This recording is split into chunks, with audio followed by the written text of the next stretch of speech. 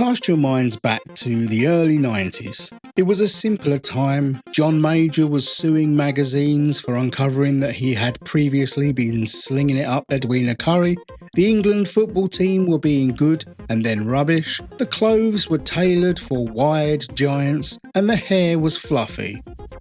Oh so fluffy. But also, little did we know, we were entering into a true golden era of video games. And one of the tools of that era was the Super Nintendo. Cheers, Paul. The Super Nintendo, or Super Famicon depending on where you're from, was a 16-bit console released in 1990 in Japan, 1991 in North America, and then in Europe in 1992. And then other places, but who cares about them because I am in Europe, so time stops there. No arguments. It was widely touted as one of the best consoles ever, and it had an impressive roster of games which are also vying for classic status, and one of those classics was Super Metroid. Super Metroid was released in 1994 by Nintendo and Intelligent Systems and is the third game in the Metroid series. But to me, I think it may be the first proper game I ever played.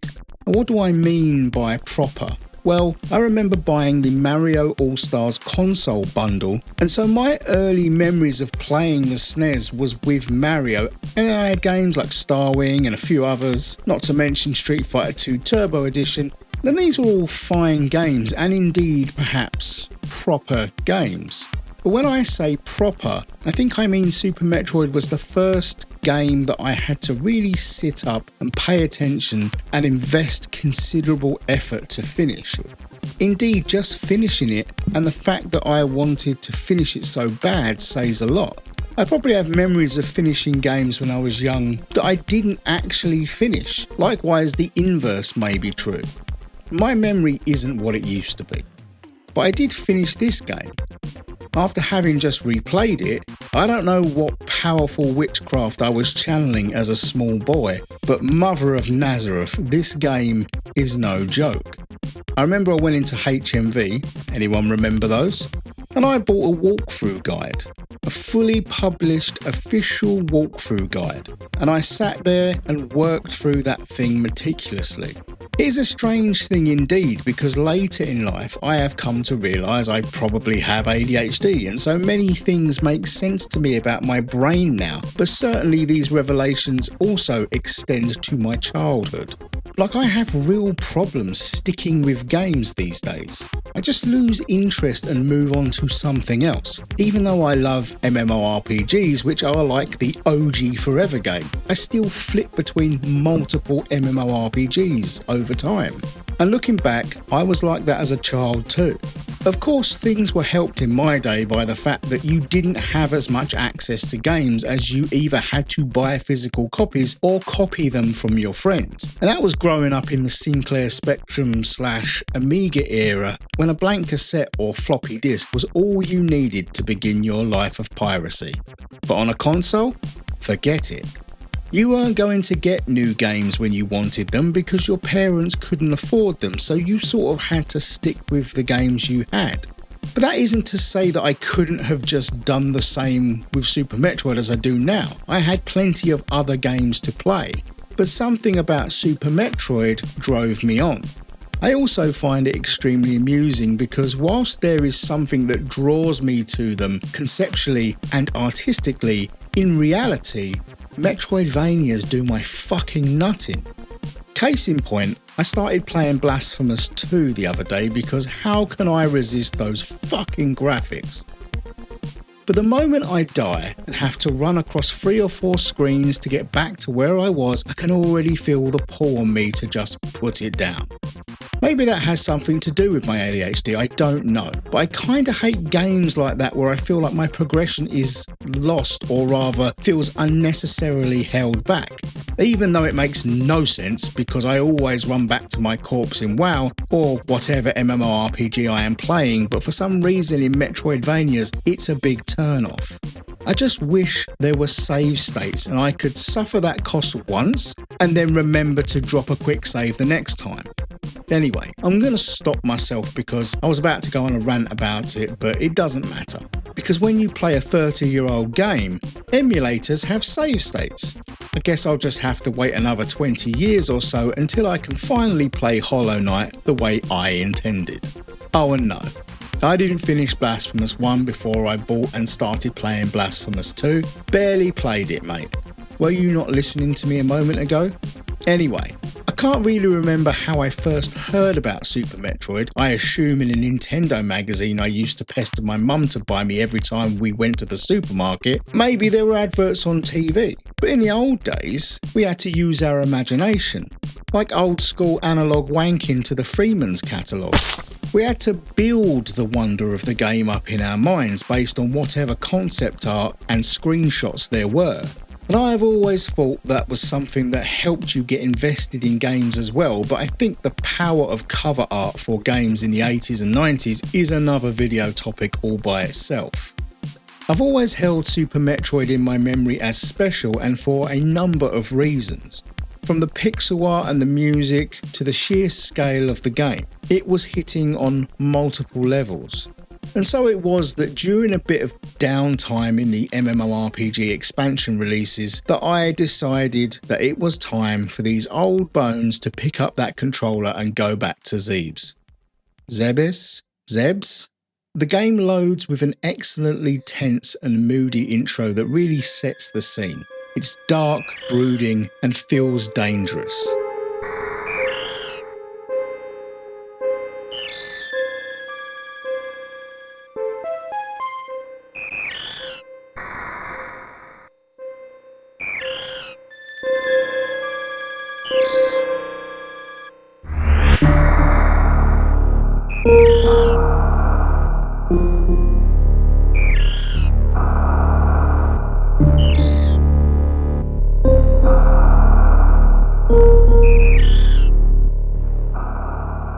Everything is stylish, even down to Samus's helmet turning when you select a save file.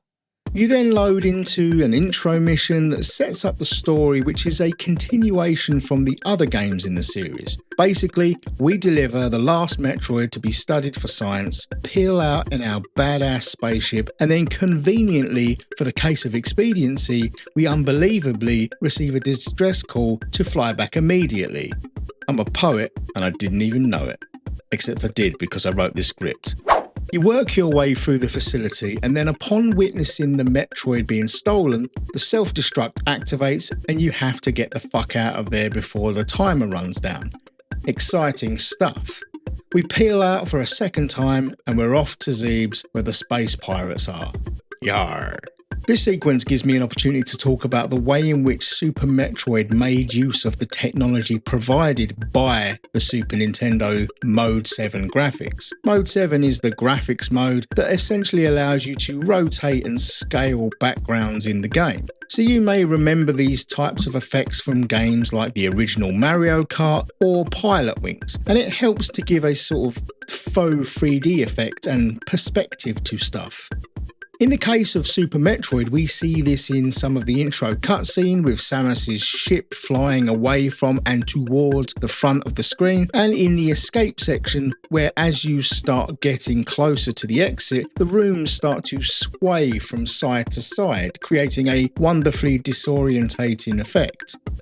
As the image gets closer, you can see how it is upscaling it and how it changes the pixels to represent the sprite at different sizes to its original dimensions. Typically, if you have ever done any messing about with pixel art and game dev, you will know that you are trying to achieve a uniformity between your sprites. For instance, if I was to take one sprite and then scale it up, all the pixels I laid out before would now be twice as big. So I would want to completely redraw that sprite in a bigger resolution.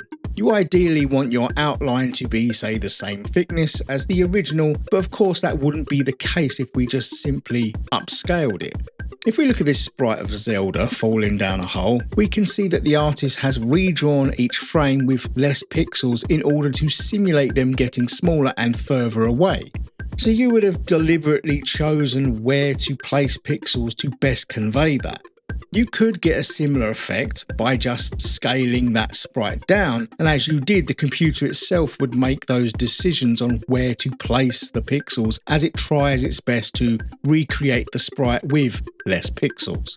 This doesn't always look that good, to be honest, which is why an artist would need to step in and do some finessing. But in the era of the Super Nintendo, this was all part of the charm. Whether the actual sprites stand up to close scrutiny when scaled up or down, the fact that Mode 7 provided so much movement to the games of the Super Nintendo is what really made it special. And whilst it isn't used excessively in Metroid, it is there and it is both tasteful and effective. As with all of these types of games, Metroidvanias, which feels a bit weird to use that term about a game that coined the term, but it doesn't matter. As we start to play, we are treated to glimpses of little passages presented with doors we can't get through or ledges we can't jump to that get logged in our memory for later when you pick up a new power-up and realise you can now go back and access them. So it starts training you how this is going to work from the start. But staying on the environments, they are varied, colourful and interesting across the 6 or so zones. Whilst they aren't built with the same artistic and technical freedom as some of your modern day Metroidvanias and conform to more old school tiled layouts, they are built up and layered to create something beautiful. I said it was colourful, and that is no understatement, even if those colours can feel a bit challenging at times, but it does create a genuinely alien experience as you move through the world. The sprite work on Samus, the enemies, the environmental flourishes is probably some of the best of that era, at least for more traditional sprite work. Obviously Donkey Kong Country was an amazing looking game when it came out, but those sprites weren't created and crafted in quite the same way, utilising 3D models and then rendering them down into 2D sprites. And with some quite simple techniques, they create some atmospheric effects like water or mist by simply just doing a bit of parallax scrolling or gently moving sprites up and down. If I am honest, there are probably other games from this era that inspired me more, not just as a young artist, but simply as a wide-eyed child standing in front of the Street Fighter 2 arcade machine, unable to stop thinking about the characters and their design as I lay in bed at night. But Super Metroid is unique and consistent in its style across all elements of its aesthetics. Even the UI and maps are packed with detail, which is no mean feat when you have a reasonably small pixel limit to adhere to. But it isn't just the art that paints such a vivid picture. The music and sound effects are also important ingredients in this Metroid stew.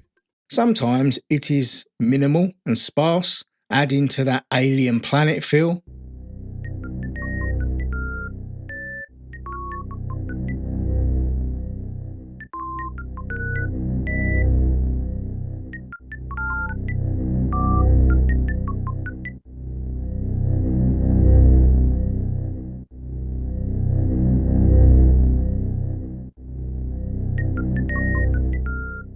Other times it is dramatic and unconventional.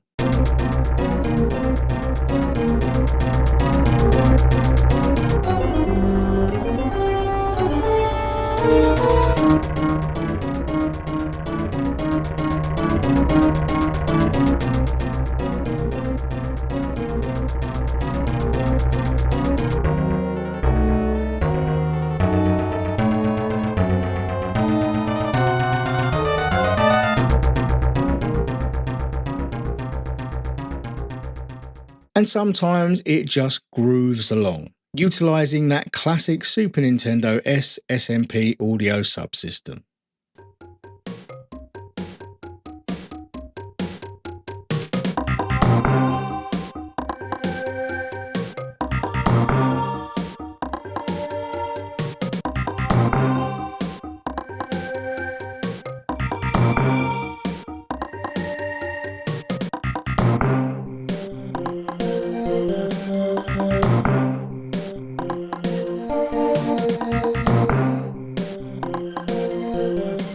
If you are my age, it is a sound and feel that will transport you back in time immediately. I'm not going to go into detail about what the audio system is because, quite frankly, I don't understand it or care to. It just sounds good. What do you think Wikipedia is for? Google it yourself, you lazy c***. Each power-up you get is not only doled out at a steady and pretty perfect pace throughout the game, but does as all good power-ups should, which is to actually make you feel more powerful. Early power-ups are just setting your toolkit up as you learn the game in the early stages, but as you start to get some of the more advanced traversal skills and gun modes, you'll find yourself binning off those alien slags with ease. Especially as earlier on you may have had to pump several shots into something to take it down. Now you suddenly find yourself gleefully one-shotting stuff as you sprint through zones. The power-up system is overlapping as well. Your super sprint becomes a weapon in itself as you fucking Lee Majors your way through enemies and turn them into mist. And your freeze ray can be used for traversal as you shoot and freeze enemies in place to use them as platforms to get to higher places. And this game has a whole cast of challenging bosses which don't just have your standard set of projectiles to avoid and weak spots to hit, but often have other mechanics you have to figure out as well. The spore spawn warms you up and teaches you to be patient and wait for your opening. Kraid is a giant behemoth that is so large it won't even fit on the screen, and you have to use the geography to get up high enough to blast it in the face. Crocomire needs to be driven backwards into lava to see it off, as it just tanks any of your rockets as it tries to push you back into a wall of spikes and certain death. A personal favourite of mine is Dragon, a giant sea creature looking weirdo who eventually will swoop in and grab you and start flying around all over the place. If you have shot out the wall cannons on the side of the room, you can use the grappling hook while you're being held to latch on to the exposed electrics and send a bajillion volts through that sucker while it is hanging onto you. A delightfully novel and satisfying way of defeating it. Ridley is a genuine challenge as it flies and swoops around the room in an erratic pattern, making it hard to avoid its pointed tail as it lashes out at you. And just look at those designs. More great sprite work. Perfect. Now, let's turn our attention to my experience when I replayed it. I started with the very best intentions about not using a guide, thinking maybe muscle memory and just memory in general would come flooding back to me, but much like my childhood, I gave up and started following a guide. This does take some of the wonder and discovery out of a Metroidvania, I know, but for me personally, there was just no way I would get through it if I didn't. One of the things I remember as a kid was experience immense frustration with the fact that I knew there was something I was missing, be it a secret passage or item to progress, but I would spend ages running back and forth working myself into a childish rage because I couldn't find it. Yes, as you move through the game, you do overcome certain challenges like this, and it does teach you a way of solving further challenges later in the game by applying the logic it has taught you, but sometimes it just feels plain obtuse in what it wants you to do. Obviously, this isn't Terry Pratchett Discworld point and click obtuse where you need to combine seemingly completely unrelated objects in order to solve a puzzle, but I did sit there and think that without the guide, I would never have known where to look. Later in the game, you do get a handy dandy scanner which you can use to look around the environments to find secret passages, but that is one of the last power-ups you get, so there is a fair amount of frustration to get through first. Just like when I played to a guide as a kid, I still felt a sense of achievement getting through the game, and having gone through it again, it certainly is an achievement even if you do use a guide. More on that later. While we are looking back on the game with our 2026 eyes, let's talk about the controls. I'm sure that they were pretty bang on back in the day, although I still remember getting frustrated trying to space jump through small gaps or executing enough wall jumps to get up a shaft, but in the year of the Lord I don't believe in 2026, they are quite frankly clunky and felt like something I had to wrestle with. Not too much, but it was something that I couldn't help but notice. I have this problem a lot when I go back and play old games from my childhood because I have never stopped playing games, so I have moved with the times. I am used to modern controls, and I wonder what it would be like for someone who perhaps hadn't played modern games since they first played it 30 years ago, and would it still feel natural to them?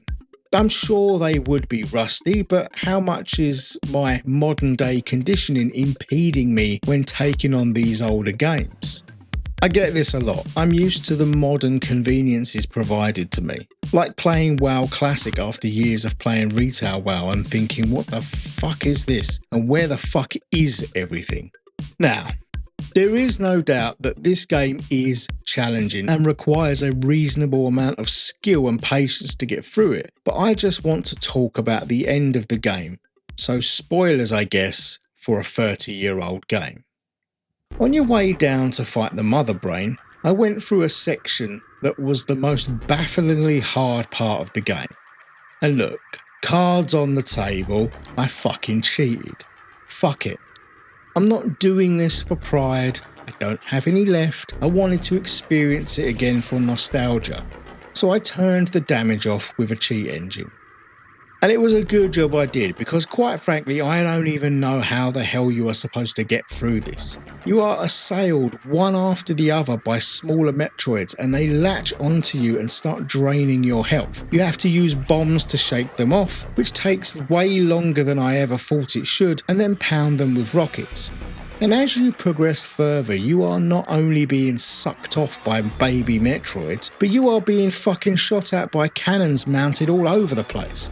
This means that all the rockets that you've been collecting, all your super bombs and missiles become key to getting through this, and so if you hadn't been picking up all those capacity upgrades along the way, then you are shit out of luck. And many of them are not really obvious, like you'll have to go out of your way a bit to find them, but they are needed. Because I had been following a guide, I did pick up most of those, but even then, I felt like I was running out. For example, in the final stretch to the Mother Brain, you need to use the rockets to break through multiple barriers. As you are firing at the barriers, these annoying projectiles are coming towards you and they keep getting in the way of your rockets, and each rocket you lose to projectiles is a rocket you need, and a little bit of me dies every time it happens. Oh, and the barriers regenerate, so any gap in your attack will mean another rocket is needed from your already precious supply. Because not only do you need those rockets to get through the barriers, you need to have enough at the end to crack open the tank that holds the Mother Brain. I seriously have no fucking idea how I did this as a kid, but I did, because I saw the credits. Either my brain has atrophied, or I had just spent so long playing it back then that I built up the muscle memory to get good, as it were, or option 3, I cheated back then. And part of me is leaning towards the third option, and I just wiped it from my mind. Sorry, young me, you cheating little prick. I just can't help but think that that was the case, because Jesus fucking Christ, this is bloody hard. But actually, all of this may have been a deliberate design choice. I mean, obviously all of it is deliberate design choices, but what I mean by that is that good game design isn't necessarily about weapons or environments or controls, but sometimes about applying the invisible thumb to the scale to help create memorable moments for the player. Right at the beginning of the game, when the METROID is stolen, you encounter Ridley and you fight him. But there is no way you can win this fight, as it is scripted. When your health drops below a certain point, Ridley will fly away with the METROID and you are left to make your escape with barely any health whilst the facility explodes all around you. This artificially creates a sense of danger and sort of making it out by the skin of your teeth, when in actual reality I don't think there is any danger that you are going to die. Fast forward to the end point, and I have a theory that all these mini METROIDs and barriers chewing up your resources is designed intentionally to have you arrive at the final fight with barely any resources, creating a sense of despair as to how the fuck are you going to beat the brain with nothing left. If you're a real gamer and you did this with ease, tell me in the comments, I guess. And so we come to the final battle, and a sequence which goes through sweaty desperation, pulls on your heartstrings, and then into the thrilling high of the final climax. Once you have cracked the mother brain out of her jar, she grows a body like some kind of demented dinosaur, and then you start to throw down. She's firing all sorts of nonsense at you while you are jumping out of the way and having to use your charge shot because you don't have any rockets left, and each charge takes time to complete, so slows down your attack pattern. And the music is jarring and dramatic. There isn't a traditional rhythm to it, and it really adds to that weird, unnerving alien feel. I feel like I said alien a lot in this, which is thematically correct, I guess. Anyway, all the while she is squawking away and stamping about the place.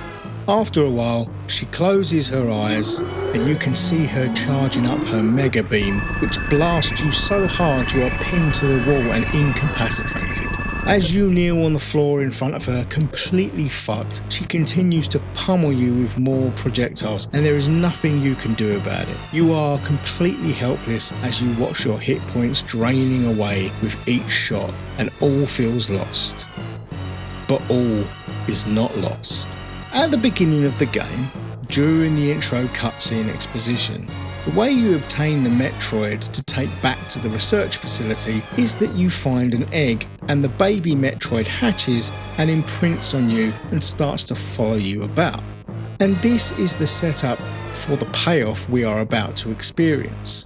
During the final section, on your way to the mother brain, you encounter some enemies that are a bit tricky.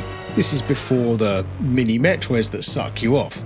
But suddenly, out of nowhere, a fully grown METROID comes flying in and kills them.